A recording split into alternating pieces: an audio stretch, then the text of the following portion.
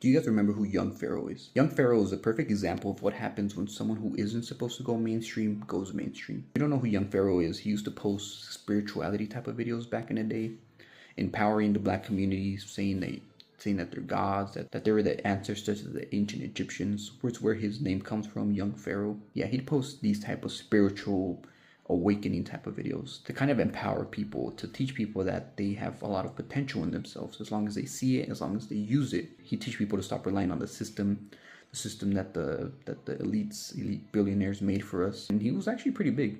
From what I remember on YouTube, he almost had like 2 million subscribers. He'd get hundreds of thousands of views. He really was really big and influential. But as we've seen time and time again, people who speak too much truth, they eventually get silenced. In 2001, he actually got locked up because of some sort of domestic violence abuse charges, from what I remember.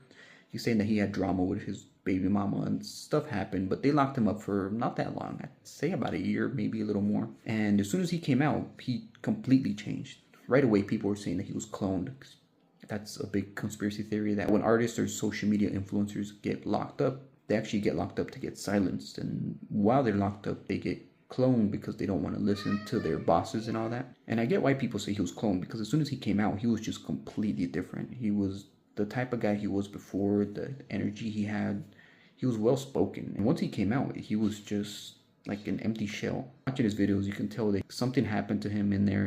I don't think he was cloned. I think he just went through some sort of mental torture in there. Because he's the type of guy that no matter what you do to him, he just won't ever break. So they had to break him some way. And the type of spiritual warfare they probably did on him in there is just stuff that we probably don't even know about. The thing I could think of is probably kind of like CIA shows, you know, when they're torturing people, they tie him up on a chair and they face him on a TV and pry their eyes open and make him sit there for hours. That's probably what happened to him. Probably days too. It's probably not even hours, but they for sure did something to him, because he is not the same person he was when he first got locked up. All his fans see it. As soon as he came out, they were like, something is wrong with him. Again, I don't think he was cloned. I really think they just tortured him in there so bad that they just killed his spirit. Because on social media, you can talk about religion, you could talk about conspiracy theories, ancient civilizations, you could talk about a lot of controversial stuff. But when you start awakening a lot of different people to the system that we're in, and you start calling out the billionaires and the celebrities who people worship just so blindly, when you start calling them out